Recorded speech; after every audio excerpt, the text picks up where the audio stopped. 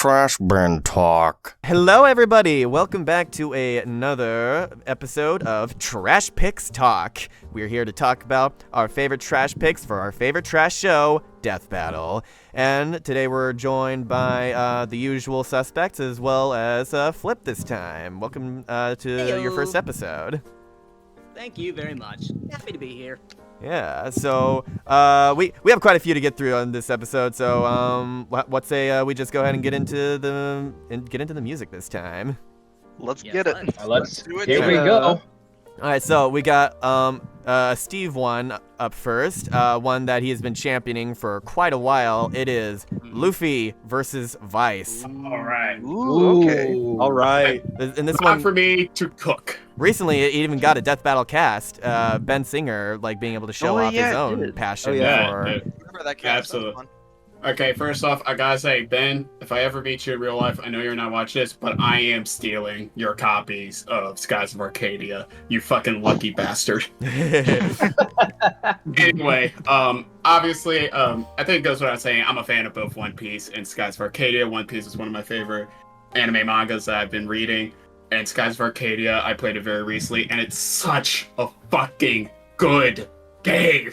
More people need to play it. Sega, remaster this shit now. I needed this shit like 3 years ago. Anyway, it's just like these are just two captains, you know, young, adventurous, sailing the fucking, I can't think straight because I'm so hype about this matchup. I've been wanting this shit for so damn long. They're just so great characters that can play off each other so well. Obviously, you know, Luffy's got the Gum Gum Fruit and the powers of Nika. And then Vise has the powers of the 6 moons that he can use to his advantage. Luffy probably wins if you don't buy some of the scaling of what Vise is able to do, but these characters are so fun. They play off each other so well. And it's just, I need more people to play Skies of Arcadia. That's really what the end goal is for this shit. Gotcha. Yeah, all Death Battle matches at the end of a day are a psyop to get people into our hyperfixations. Absolutely. And Like, I will also say, out of like all of Luffy's matchups, I do think he has the best connections and themes with Vise. Can I say something? Go This is not the Sega character that I was expecting. The one that I prefer is a bit weirder. Oh, wait. What? Okay, so you guys can't see. I'll throw this up in the editing, but Yes. Sonic Sorry. versus Luffy. It's just I can Oh boy. explain. Sonic versus- It's the main idea is both prefer freedom over everything else. That's what they value more over everything else. Then they both have kind of similar companions, similar nemesis. It's not the best connections, but I don't know. I just thought it'd be fun. Yeah, fair Somewhat enough. see it. But, for now though, I we're made a whole trailer for it, but yeah, let's. For I'm now, sorry. though, we're Didn't mean gonna to focus on tangent. Luffy Focus on versus this. Vise. Yes. Also, Huntimis, if you're on your phone right now, can you mute while you're not talking? Because like we can hear like some like interruptions sorry. going on with Like it. a Yeah, no wind, problem. Yeah. Yeah. All right. For the sake of the audio quality, so Steve, how would you picture this looking visually? Honestly, probably 3D Devil Artemis, because I know there is a Luffy model. I think, realistically, sprites may be the best choice, but I think 3D, it could also cook very well. I'm not going to say let Moro animated. There's enough on his fucking plate with what all these fans be asking for him. But the way I've always pictured this fight and how it even starts is in the game Skies of Arcadia, you do kind of go bounty hunting a little bit, and so it'd be Vise pulling up to Luffy, and it's like, hey, you're a Monkey D. Luffy, supposed king of the pirates. Well, I need your bounty, and then they start fighting.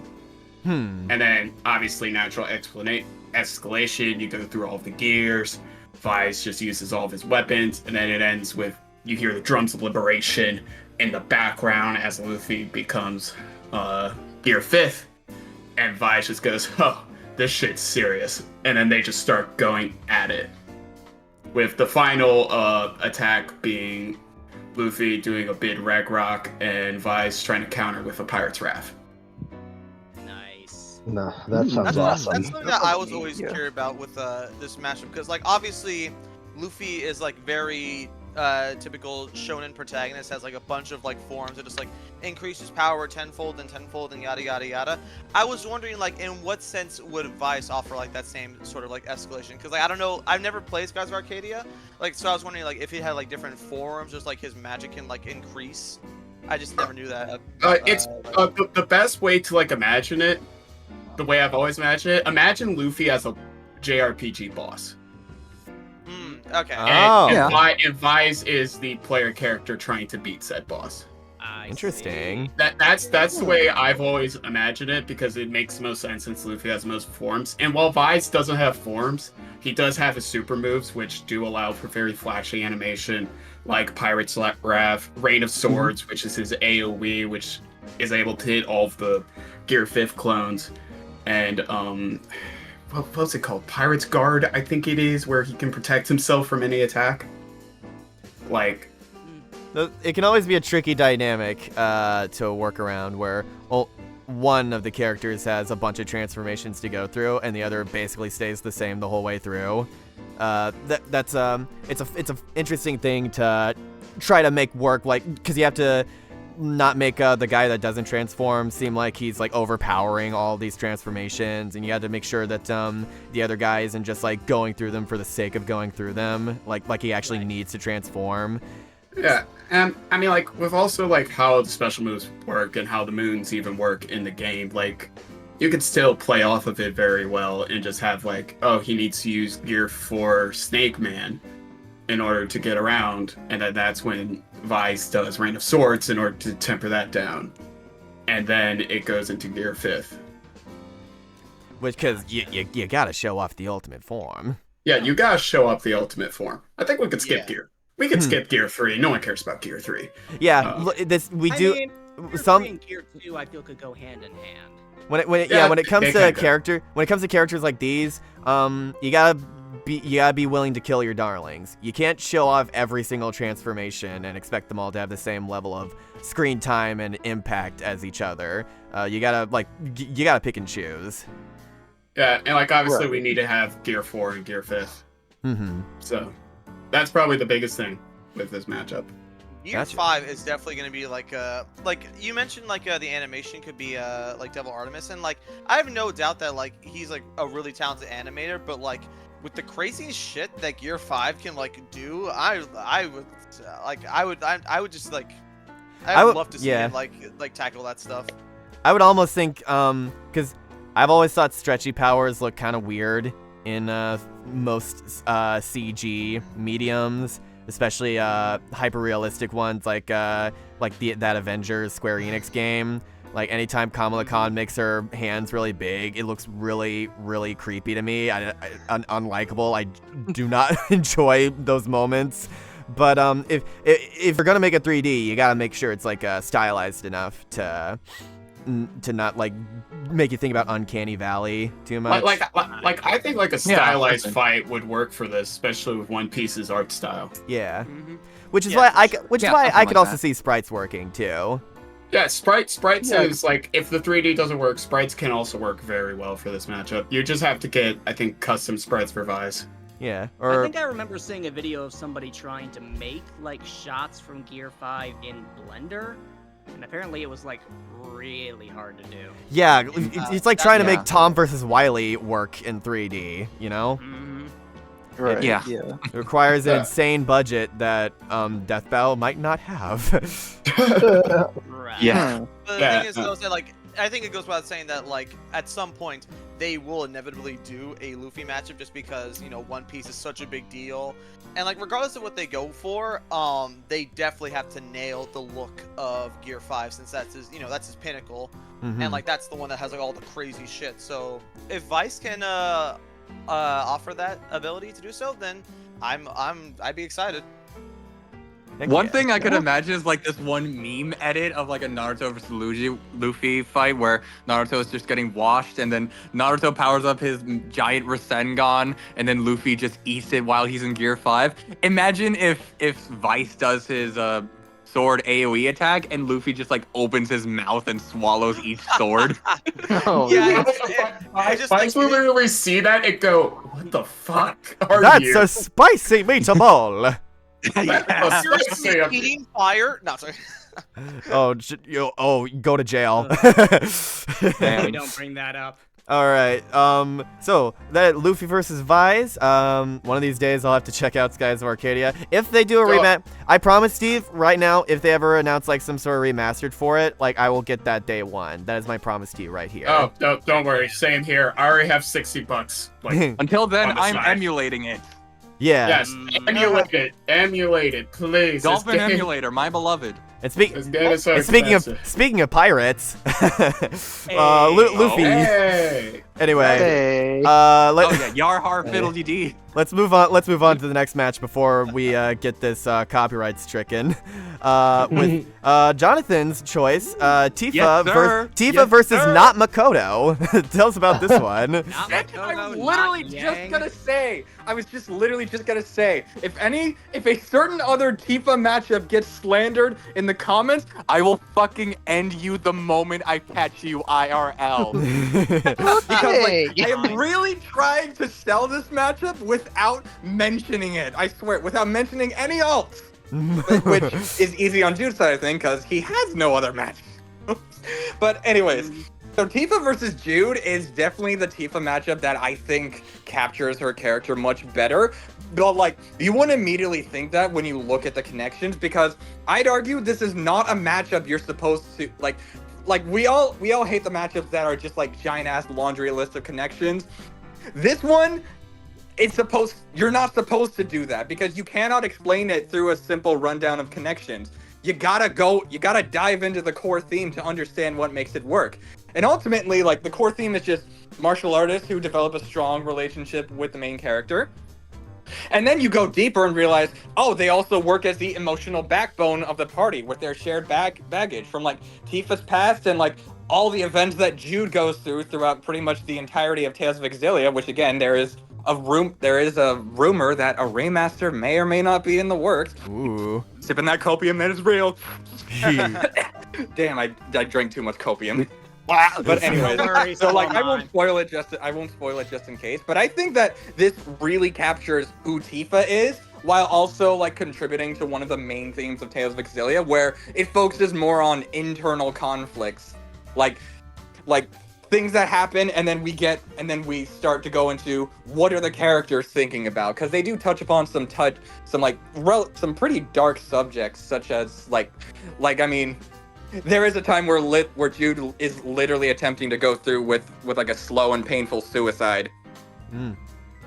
And so, and like I just and it also highlights their compassion, their empathy, while also touching upon their backstories relative like pretty well with like at least in a sort of like how it contributes to the core theme, which I think is very, very strong.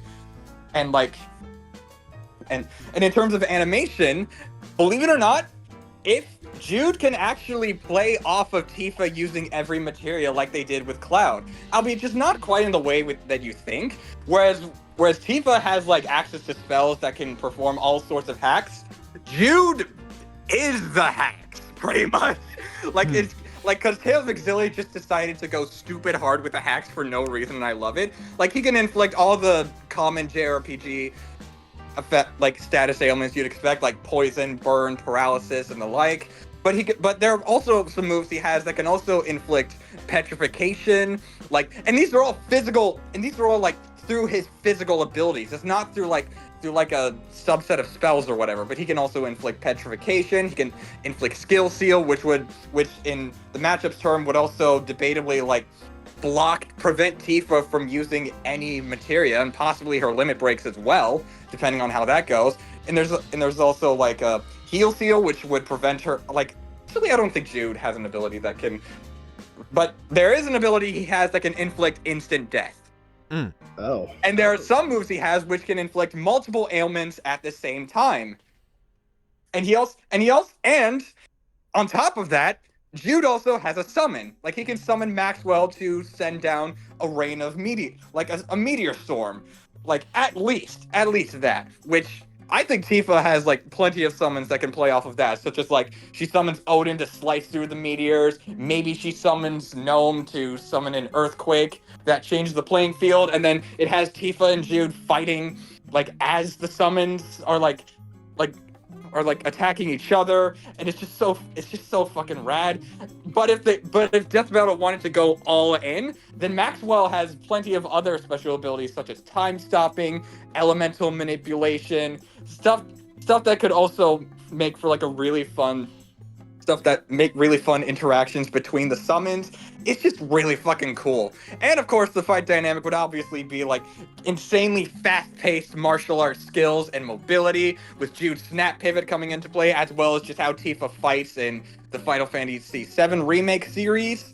And it's just so fucking cool, and I seriously wish that this matchup would get more attention. And also, a fun fact, I was very, very close to considering pitching this matchup for the Death Battle Kickstarter. The only reason I didn't was because A, I feel like I would have needed a Death Battle cast, like to pay for a Death Battle cast episode to get it, and like which I just did not feel comfortable with paying for, especially since I was like moving into a new apartment during the time. And B, given that I had an option to pitch to Liam and Sam specifically, I was like, okay, I have a gut feeling that they're just gonna throw my beloved Ragnar versus Velvet to Liam because complex lore, go burr, he can do it. Like they'll just have him do it. And given some of the things that the team has said about the matchup, where it's a fight between edgelords, I wanted to give them like another angle to view the matchup. Yeah. So yeah. Oh yeah. This- I like it. And like I was talking to Behemoth about this matchup just the other day. And Yes. Yeah. Yeah, literally the other day, I remember Jonathan pitching me this matchup, and like, personally for me, I love FF7 and specifically Tifa. Like Tifa, I think especially after playing the 7 remake games, like what we have of them so far, Tifa really is like, she is the heart of that game. She's the heart of that entry in the series, just because of like how much baggage she has within the story. And kind of just in comparison to like everyone else, and yet despite that, she has like such a strong sense of kindness and empathy that it influences the rest of like the party of that game. And like, regardless of what your opinions are of Yang versus Tifa as an episode, I think it goes without saying that like enough time has passed and a lot of stuff has happened with Tifa to where like I think a reanalysis of her would be so fascinating, especially like, you know, with all the FF7 remake games, because before, like Tifa, I think I had just like a lot of, like when you analyzed her, it was under a lot of the typical like RPG kind of like standards, as well as Advent Children, which, you know, that's a movie. But It is indeed a movie. It was, it exists. It is a movie. But, I think putting her against another JRPG character also just makes more sense when it comes to having more stuff to like compare and contrast, like that level of story coverage and just like substance essentially. Yeah, like and like given that Final Fantasy is pretty much like going all in with being more action RPG-esque, I think that having her fight like a character from an action RPG series, like specifically like the grandfather, like literally the action RPG series, it literally defined the genre technically twice. Is Tales so of I think that would be really fitting for like Tifa, especially from an animation standpoint. Is Tales of not turn-based? No, there's only been one Tales of turn-based game ever, and it was Tales of Crystal, which was one of their many short-lived mobile games. Let me just put it like this: in the Tales games, it's all about getting combos. Nice. Yeah, in Tales of Arise, you're basically told string as many combos together as you can. I guess I've always DMC of RPGs then. I've always had kind of a similar opinion of turn-based games as Scott the Waz, where it's like, if I'm gonna play a turn-based game, I'd rather it be something like Pokemon, where it's like I'm playing as somebody commanding a creature to do those moves for me, so that feels a bit more like diegetic, I guess, to the way the gameplay is, as opposed to just now I'm gonna wait for the opponent to let me go. Oh, here I go. I'm gonna do this move that I clicked on, but not actually do it. Is that why you watched all of Persona 5 Royal and not play it? No, Persona's different. Yeah, Persona Just is magically balls, different man. from other Just- RPGs. you know what it's about, Steve. I know. I was just busting your balls. but Although, given that last time I talked about another Tales of Xillia character, given that this is the other main protagonist of that game, like, though, personally, I would argue Jude is the true main character of Tales of Xillia for, again, spoiler reasons, but like, you might be asking, is it really worth having both characters on Death Battle? Yes! Yeah. Like, Alright. even though I can pinpoint who the quote-unquote true main character is, they both go, that like, you can literally choose who's, like, the first game lets you choose whose perspective you get to go from first, and there are only a few instances where they're separated, but like a couple of the key moments where they are separated have specific story arcs that are like made for them. Like Jude's going into, like, Mila's is about going into some of the stuff that I mentioned with her matchup when we discussed it last time, and Jude's is all about like how he becomes like the like he goes from this admittedly weak-willed person just kind of following Mila because she is inspiring to him, to eventually becoming like the main driving force, like actively encouraging all of the other party members who have their own emotional and who have their own personal baggage to keep moving forward, and even extends that compassion towards the antagonist of that game. Okay. So like I think Wow. that's another reason why I think that it works like Jude works really well off of Tifa thematically. Sounds Yeah, no question. Definitely. Yeah. Especially since like I think it's as I mentioned before, how like that connection that Tifa has with Cloud, you can argue like it's the whole debacle about like, oh, who is Cloud's true romance, Aerith or Tifa? Like, regardless of that discussion, I would still say that like Tifa is such a strong point of Cloud's like overall growth, because, you know, obviously the whole thing with Cloud, he thinks he's a soldier, but then turns out he wasn't. In that, and it's like one of the most powerful moments of the original FF7 game, that Tifa is there for him, to like pull him out of that darkness and be like that sort of like emotional just the person to like bounce off of, being like yeah, everything's gonna be fine, like even if you weren't anchor. this, you're still emotional anchor, yeah, everything's gonna be fine just because you weren't a soldier, you're still my hero, like. That sound like very cheesy, but like that's basically what it is, yeah.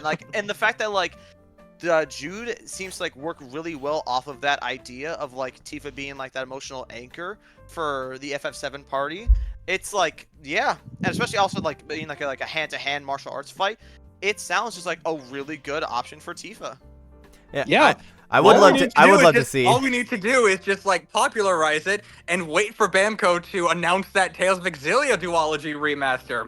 Yeah, let's do it. Let's do it. Oh, now I'm all before for it. anybody asks if this is a stomp, while I do probably think Tifa wins, not only do I think equalized stats puts a whole new wrench into the debate, but Tifa doesn't stomp Jude as much as you might think, because Xillia 2 gets into some crazy cosmological shit.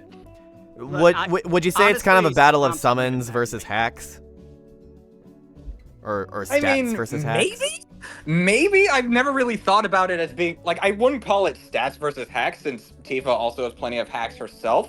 But, like, Yeah. I do think there is a question to be made of, is Jude's hack stronger, and is it strong enough to beat Tifa?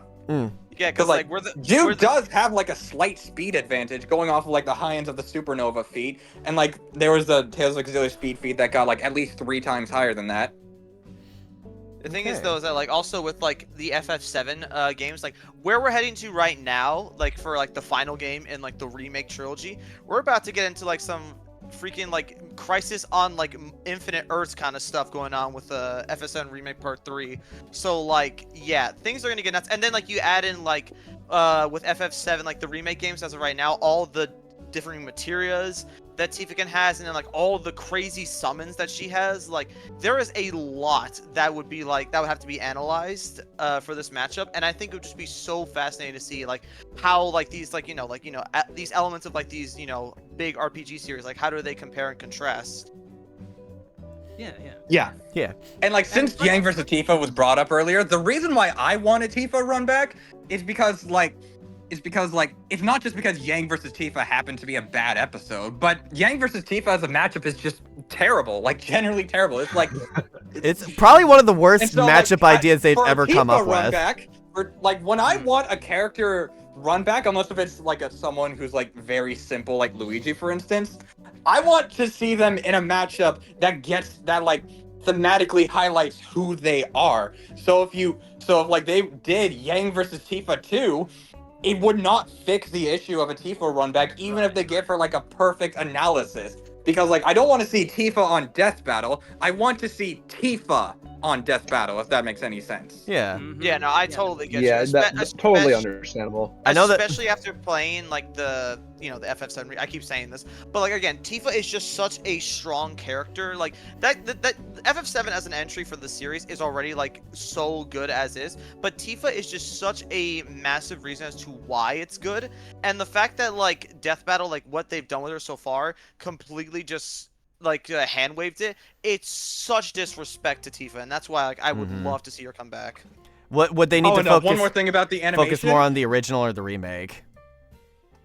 Probably like at least animation wise, probably the remake, because she is more of like a high speed brawler in that one. Whereas like the original is probably more like focused on just like Turn-based. how the limit breaks look and the amount of materia you can use like for that. Whereas the remake is definitely more like melee combat oriented. Because I feel like Final Fantasy is starting to reach, or Final Fantasy 7 at least, is starting to reach Mortal Kombat tier where it's like how the hell do we analyze them now? Because with all these different continuities. There's been like two. Oh, and one more thing about one one more. Can I say one more thing about the animation real quick, and then we'll move on? Yes. Okay, so I brought up summons earlier and how Tifa does have a large variety of summons, whereas Jude has one. I think one way to make up for that is to recreate a scene from Tales of Xillia where he punches God in the face. Like Asura's Wrath. Extend hand. Yay. No. It's not like an Asura's Wrath transformation sort of thing. He literally just runs up to God and decks him in the face.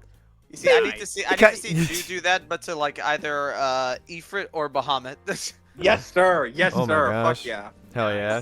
That's amazing. I know, just in case somebody mentions this, I know that Yang was inspired by Tifa or something, but by that logic, you might as well have just done Yang versus Goldilocks. It's not enough. Yeah. I think Goldilocks wins. It's Yeah. we can She's got get it. mafia. She owns a pie factory now. If we're doing composite, yeah, she's got like whole mafia ties. Yeah. He gets mauled by three We bears. can turn this into like an entire rant about why Yang versus Tifa is bad, but bottom line, Tifa versus Jude, it's a really good matchup, and I think like if out of all the run back options I've heard for Tifa, this is the one that like I think gets like this is the one that I want for Tifa as a character. Well, you know what? That could be a fun podcast idea for the future, like us talking about controversial episodes. Yeah, true. Maybe. Until then, let's talk about some potential episodes with Momo and Okaroon versus Cloak and Dagger. The reason I have got to watch Don to Don.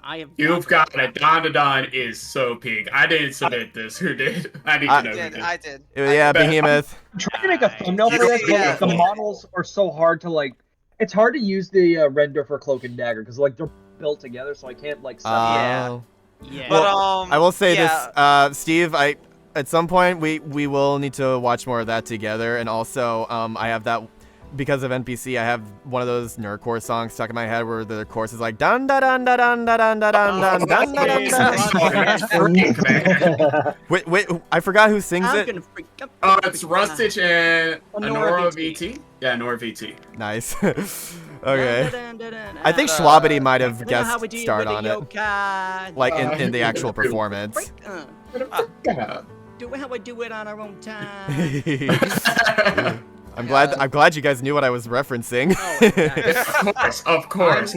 Otherwise, I would have sounded crazy. I am a fucking loser at my core. Of course, I'm into nerdcore. I got nerdcore brain right at this point. Well, Behemoth, show us how much of a nerd you are, Behemoth. Tell us about this matchup. Let's go. All right, so matchup. First of all, credit to Magpie for the thumbnail. But yes, this is Momo and Okaroon, the dynamic duo from Dandadan, versus Cloak and Dagger, the Light Force and Dark Force duo from Marvel Comics.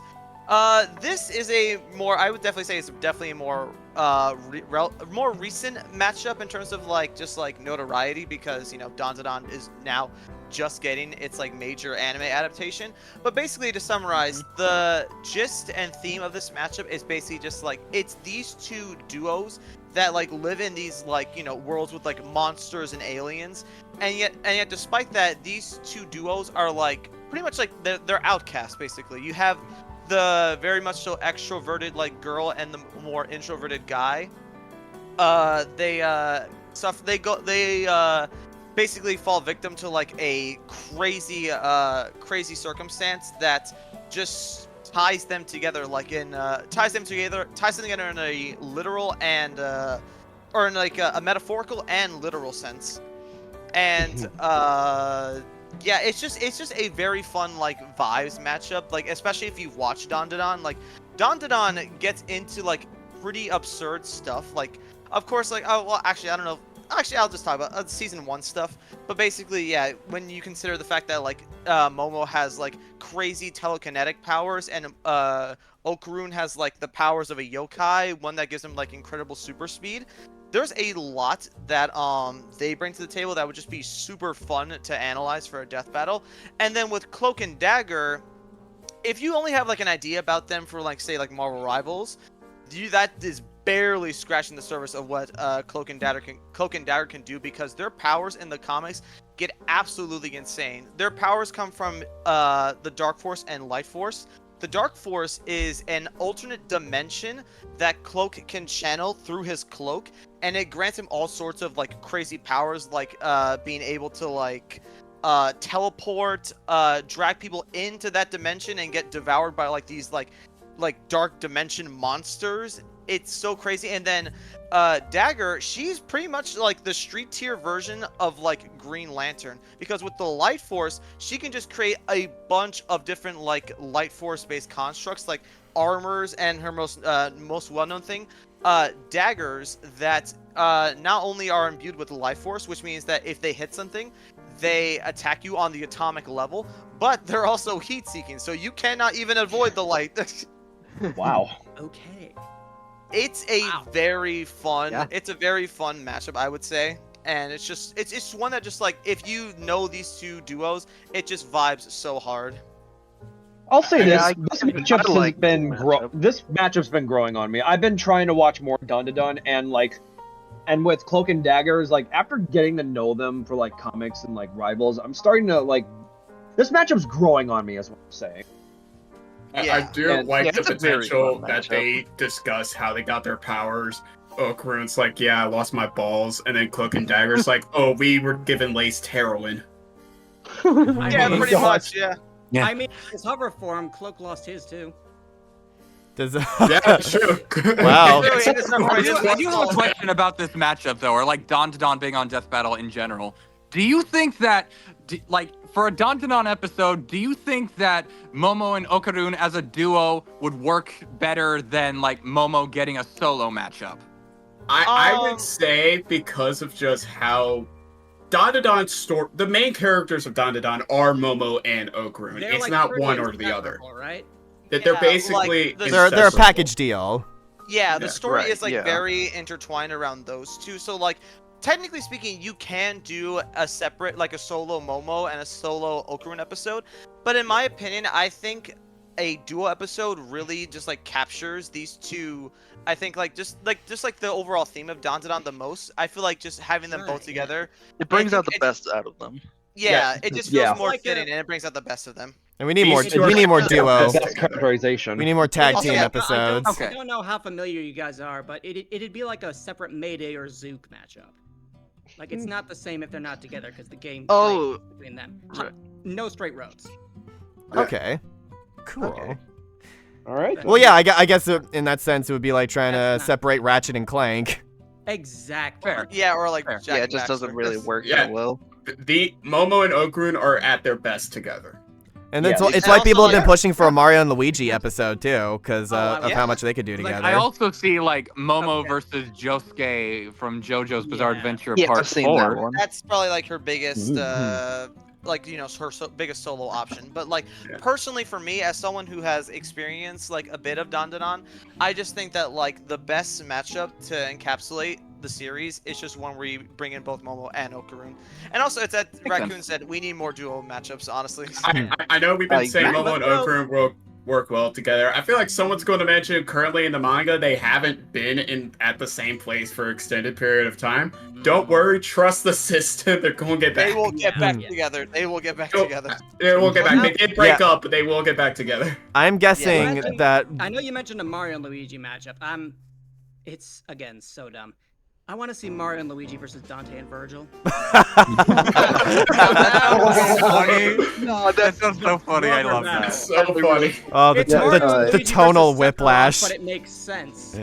Well, It's like, yeah, no, like, it's uh, like form You're a kind of champ. right. I think it's safe to say this is one of those ones where we need to wait a little bit to get like the full Yeah. extent of what they can do, and What they're fully capable of. yeah, with Yeah, I mean the manga is pretty far along. Like the anime still has a lot to catch up. So like, Right. Yeah, the Unless- manga unless- is like unless they 200 or wanna- so chapters. yeah, almost I mean, 200. it's So like, one of unless those they wanted things to like, where- oh sorry. Yeah, they could just do like a spoiler-free thing, like they did with Omni-Man and Home. Which is again, I think will I'm say I'm this. not saying it's a good idea. I'm saying they could do that.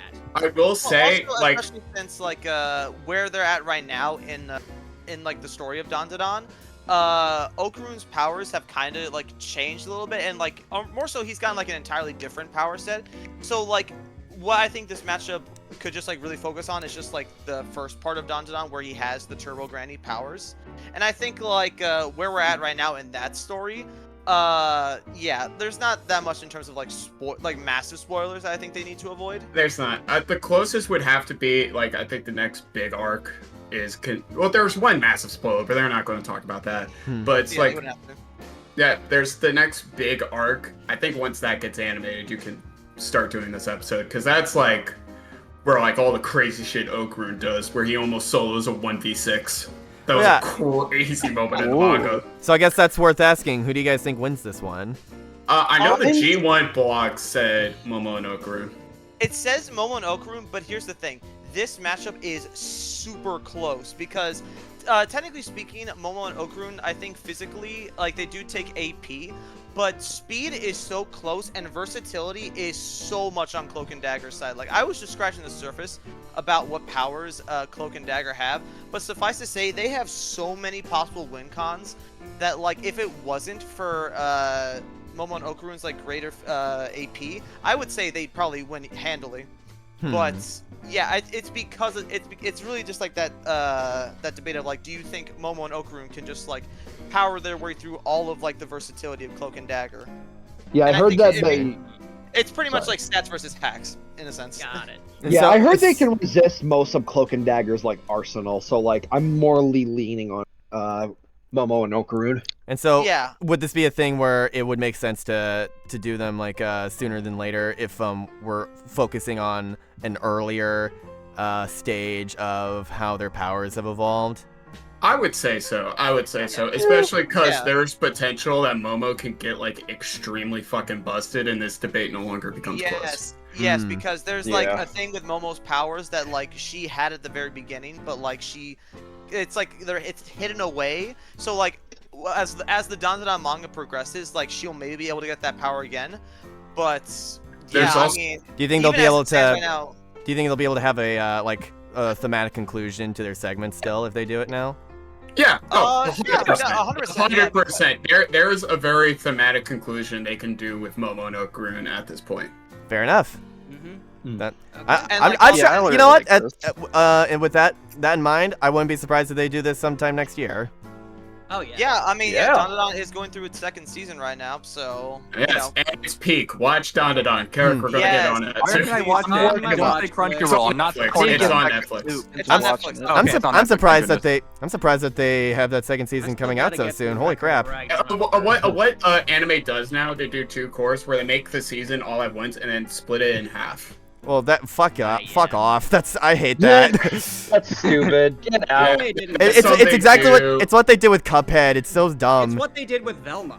Exactly. It's what we did with Yeah. JoJo. Oh yeah, it's like Place the everyone's like, I parts. can't believe they renewed this show after all the backlash. Like, didn't. it was already gonna happen no matter what. It's not the same. It was Yeah. they do that with this. They did that with Spy Family. They did that with Sakamoto Days. Yeah. Oh, strangely enough, they're not doing it for Gacha Akuda. They're just saying, yeah, we're releasing all 24 episodes at once. Yeah. Look, There's I'm not. so many new animes I have Now to look, see. I'm not Lily Orchard, who stupidly thinks that a season can only be like 26 episodes and that 8-episode seasons aren't real.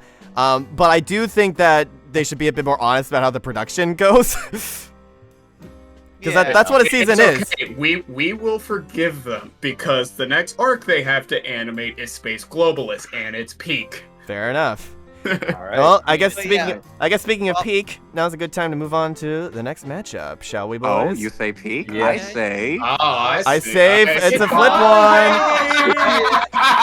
Oh, You wanted the weird stuff. I'm giving you the weird stuff, baby. It's Never Yakuza No, time. this is perfect. God bless the weird. Yep. Oh my okay, God. so this is Goro Majima from Yakuza versus Mr. 2 Bentham Bon Clay from One Piece. Oh my god. I like how I didn't even know who this character is, but I can immediately tell what he was from. Yeah. From One Piece. Now, yeah. see, this one, I thought of this one before Majima got a pirate game. This was before that. I have a trailer that predates the Majima pirate game. Wow. This one, basically, the main thing is they're admittedly weird guys. They're high up in a crime family. They both have dance-based fighting styles, Majima's breaker style and Mr. 2's ballet kenpo. Both are masters of disguise. We've all seen Majima everywhere, and I mean, Mr. 2 literally has a clone power where he can change his face and body by just touching it. And let me see. I got the connection somewhere here. They both have ways to stab people with their feet. Majima's Mad Dog style, where he tapes a knife to his foot. and of course, Mr. 2's, where he has like pauldrons shaped like swans that he takes off his shoulders and sticks on his shoes. Cool. And then Cool. of course they both have bonds with what I put down was a protagonistic brawler. Kiryu and Luffy, obviously. Both give them the honorifics Chan, or Kiryu-chan, Mugi-chan. And then, I mean, this is just fun in my eyes. Like, just pure goofy stupidity. Like, I can just imagine, like, it starts in, like, a dance hall. Like, give it that kind, just high energy dancing, and then they just start stabbing, and then there could be a spot where they're hiding from each other and doing different disguises, and then it's like, it's Agent 47 versus the Spy, but fruitier. Now, It's Robbie Rotten. It's the best way to describe Bon Clay. Fruitier, Yep. yeah, I love it. okay, so, and I mean, overall, that's just what I wanted to say. It's fun. I like the idea of it, and like, this would be perfect for like, because thanks to Pirate Warriors, they do have a 3D model for Bon Clay, so we can use that. Oh, nice. So we can get a. I just want to say I was never expecting to see a Bon Clay matchup. He's the fucking goat. He's the goat. Don't let it get twisted. Everyone loves Bon Clay, so no. Like, I've made it clear, my love language is death matches, so I had to find one for Bon Clay. I do. Yeah. If we can get something that finally rivals the Deadpool breakdancing scene from his Oh, Deathstroke yes. episode. From Deathstroke, yeah. Yeah, This one- like This one, Goro both of them Majima would is be probably dancing. one of the only characters popularly requested for Death Battle that can actually do that naturally. So I think fighting a crazy character from One Piece like allows it to like make sense in context. Yeah, and Like, I mean, just- now that Majima is canonically a pirate, we have our Yes. we have another connection. Oh my gosh, Yeah. could you Yeah. imagine getting Bon Clay on Death Battle before Luffy? Oh, my dude, God. that would be so funny. Well, That is Well, be hilarious. honest, I though, don't yeah. think a lot of That just people happened would because get it'd be mad. So funny. don't think They a lot- would. Well, Some no, people exactly. would, but a lot of people love Bon Clay. It's Let's it's be just real. it's just one of those things where it's very funny to think about. Yeah, yeah. Every now and then on One Piece Twitter, I see someone mention how goated Bon Clay is. That's how loved this man He's is. just so cool. No. Oh my god. Well, I can't wait to learn more about Goro as I Yeah, begin my yeah. Yakuza journey very He's a shortly. psychopath. You're gonna love him. Hmm. I was gonna Hell say, yeah. Yakuza seems like that'd be a fascinating series to bring on a Death Battle because, like, on the Yeah. one hand, it just seems like, it's just like, it's Yakuza. Like, you're basically, like, beating up crime families and stuff. But, like, no. From what I've seen, the Yakuza Like a Dragon series can get, like, so absurd, like, almost to the point where it's like a cartoon. Mm. It gets Yeah, insane. definitely. Like, it's a lot of it is just like the normal game is just like semi-grounded, semi-realistic, and then you get just the insane stuff. Like I said, The batshit Majima- crazy. Majima Yeah, was definitely. fighting and hiding in Dame. like traffic cones and having like a drag queen disguise in a strip club. It gets nuts. Yeah, absolutely. It really does. And then of course there's all the like Raccoon Bros mentioning the karaoke segments. And But yeah, Actually, Majima never sings Dame. my No, but he did sing 24 Hour Cinderella. my favorite yeah, that's the one I was thinking of. my favorite season 10 episode of Death Battle is Goro versus Majima. Ah.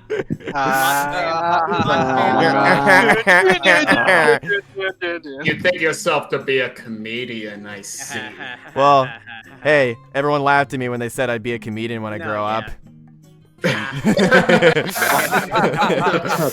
good. All right. That was the one. So is there anything else you guys would like to say about this one? I like this.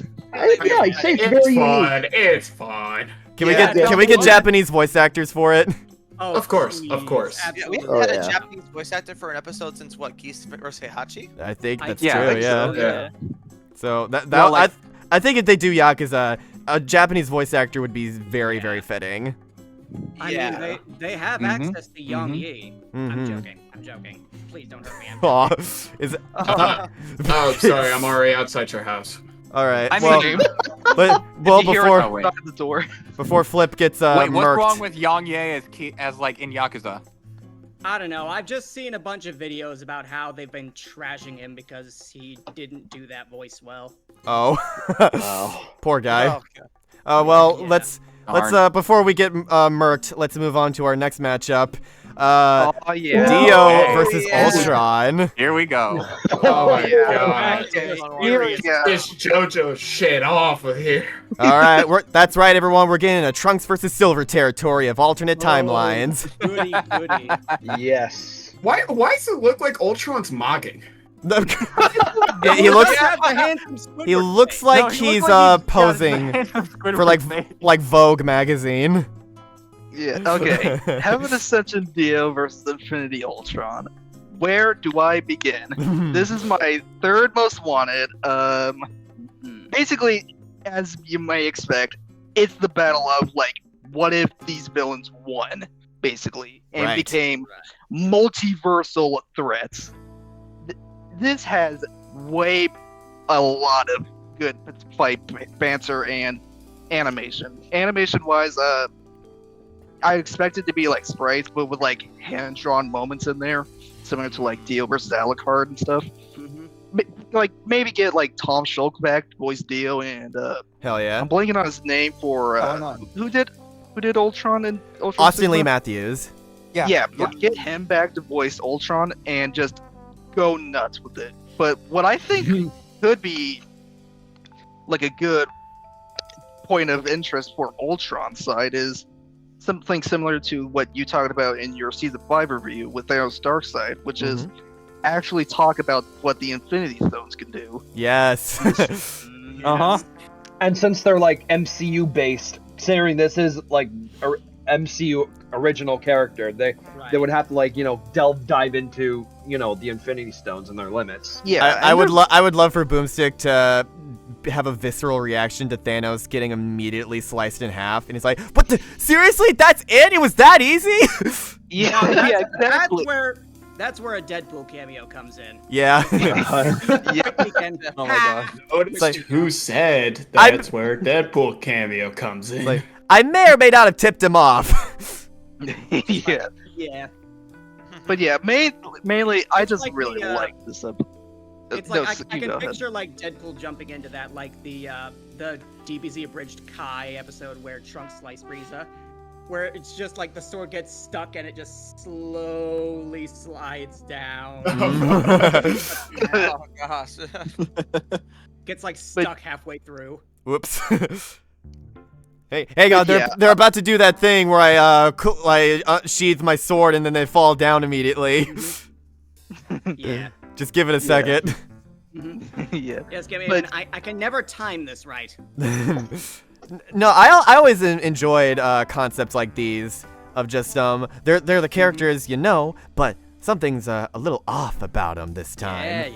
Yeah, Yeah. and it does actually tie into the connecting points. I don't want to say connections, but the connecting points you can make between regular Dio and Ultron, where it's like they have an unbridled hatred for one of the protagonists, and like just everything about them, who they are, everything to do with them and such. But the reason why this one works, like apart from the scale that can actually work, is mainly the fact that, like, along with the what if scenarios, is mainly the fact that this is like what happens if they not only won but also took over pretty much their entire respective multiverse. Because we see Infinity Ultron traveling to other areas. I believe like he like one shot Thanos, and then like we see Dio like out reality warping Gold Experience Requiem, like just nullifying its like how it affects people. Like, and so these versions of the characters have like such powerful reality warping on a scale that is theoretically potentially higher than either one of those verses, than like just their respective multiverses, that I think could lead to some very unique visuals. Like, as someone who's played Eyes of Heaven, despite it being a total crapsheet that doesn't even have Dio summoning a rolled roller for some reason, Aww. like does experience a lot of weather manipulation, reality warping, like affecting the cosmos that can actually play off of like even just a regular Marvel Marvel Herald character. And so that's why I think this matchup could be really interesting from an animation perspective. And like I think the analyses could also pull a lot of weight, where like it does like start off covering their normal selves, and then it goes into like how they failed in the real timeline, but then it eventually transitions into, but what if they won? Like they could follow that idea and then say what powers they would need to achieve, and then it would get into Over Heaven and the Infinity Stones, going into what they do, and then like just instilling a sense of fear for instilling a sense of fear for their maximum potential. Essentially, like, this isn't just Dio Over Heaven and Infinity Ultron. This is Dio at what he could be versus Ultron at what he could be. And so I think that there's a lot of unique potential for, like, even just as far as normal death battle episodes are concerned. Because given that this is like a what if scenario death battle, if that wasn't the case, I wouldn't be nearly as interested. But thankfully it is. Yeah, and that's another thing with this debate-wise. It's, as far as I'm aware, it's pretty almost even, kind of. Or more so in the sense that nobody can point out who exactly would win. Because I was in a debate month a while back, and we got to where Dio would win. However, personally speaking, I think Ultron would win, thanks to just the absurd power of the Infinity Stones would counter most of Dio's abilities. And like I think it could also resist like Over Heaven Dio's like reality warping, whereas I don't think Dio's resistances are nearly as strong. And Yeah, speaking exactly. of resistances, like, and what if, literally, Ultron's Infinity Stones, they tried destroying it with the Infinity Crusher, only to find out it couldn't work because Gamora's Infinity Stones work differently than they do in Ultron's universe. Exactly, and that's what I feel is like the biggest win con for Ultron is the fact that Dio doesn't have like a super strong way of fully destroying the stones, unless unless they were to like say that both Dio and Ultron are from the same universe, which they're not. And the same thing, and then like honestly, if he tried to destroy the stones, that might end up backfiring on Dio because the MCU established that if you try to destroy the stones, they will destroy you instead. Yeah, they can kill you. I mean, look at Thanos. Literally, he destroyed the stones, and he looks like a half molten Hershey's bar. Yeah, exactly. Yeah. Oh yeah, that's right. We actually get to focus purely on the MCU with this, because it's an MCU original so that means character. no more cringy MCU jokes on Huma. Oh. And then what I also like is just It's how mentioned many again, but it's in Dio's analysis. Oh, you know what? Could we have this narrated by the Watcher, like at the beginning of the fight? That would be Hear me out. so sick. Yeah, you could have it be like narrated by the Watcher and have the winner realize that they're being narrated and they look towards the screen. Like with we'll have the Watcher. Can the Watcher? Like so fucking Can good. we please have them played by yes. Have Get them him with the please Bill be Cipher want to make a deal. have them please be voiced by Wolf Williams. And then yes, that'd be Wolf good. Williams is the Watcher? Yes. That would go so hard. Yeah. Oh, that would be awesome. What I also I want one where we can actually understand his voice. Come on, Galactus wasn't that hard to Galactus understand. was understandable. It was like it was better. I think the final thing I'll add on with this is like how you could have this be like referencing past episodes with like you could have Ultron. Yeah. That's a good idea. Ultron summon an army and have Dio in the world just fighting them off. Or what I would like most is, and this is if Ultron would win, is like pretty much have Dio do what he did with Alucard, have the windscreen thing come up, and then Ultron just break through the windscreen and be like, anything is possible, and then he just fucking it disintegrates Dio. Didn't they do something with that one Mysterio versus Scarecrow thing you voiced in? Yeah, it was like they did a fake out with Scarecrow winning at first. You might think there was no way that Scarecrow could beat Mysterio and all his drones, and you're right. It's like, because I think they said that how would he be able to get past Mysterio's defenses? The answer is he doesn't, and then it goes back to the fight. Yeah. Well, that could also work with the Watcher thing. Is like the Watcher thinks, oh, Dio won, but then because Ultron is like just way more powerful than Dio, he just breaks through that shit and breaks the story. And then he literally by the end he was like, oh please, and then destroys Dio while claiming everything belongs to me. Yeah. Calling back to Ultron versus Sigma. Yeah, and then he just looks at definitely. Then he just looks towards the screen. He just looks over the and since we brought up referencing other episodes, like given that this like at least one of these characters has like dimension hopping abilities, right? Yeah. Right. Yeah, they can both so hop who's to through say they wouldn't just like universes. Just like take power from the other episodes, like Infinity Ultron calls upon power from the Ultron army fight against Sigma's Reploids, like a Mavericks, I mean. And then and then Dio calls upon like Alucard's zombie army and then just fights them with it. Who's to say that can't happen? That would be. I just want to see an army fight. I would just been cool with like them going back to like where Ultron and Dio's episodes were previously, like X Highway, and like I would assume that was London. Like that would be that itself would just be like really cool for like, you know, a thematic like tie with like their past history on Death Battle. But also that idea would be so sick. Damn, you guys got me way more excited for this matchup than I was initially. I know. I know. You could do with this matchup. Although I do want to say one thing, like when we talk about like the winner being a fake out, another matchup idea I had was like Sly Cooper versus Lupin, where like it first framed as like Lupin's body is like lying on the ground and Sly Cooper's just walking away, and then Wiz and Boomstick go like, what? How did that happen? We thought Lupin was stronger, and then they take another zoom in and they realize it's just Lupin disguised as Sly. Nice. And then Perfect the idea. I Sorry, could, go off I could there, definitely but see this being a case of like whoever wins this episode, like it becomes a danger to Wisdom Boomstick themselves. And they're like, oh, we better end this episode now, before like things get crazy. Like One Bill's last thing. where like Bill's threatening them from the dream dimension or Exactly. nightmare realm. I'm just one last imagining thing. they're fighting, and then like they run across Bill Cipher during the fight, and then they just move away from Bill Cipher. Yeah, Yeah, one last if there's gonna be thing I wanna dimension say. hopping, references to like stuff like that would be so good. And One last Bill thing I Cipher wanna tries say. to make the deal with them, and Ultron just says "fuck no," and then they continue fighting.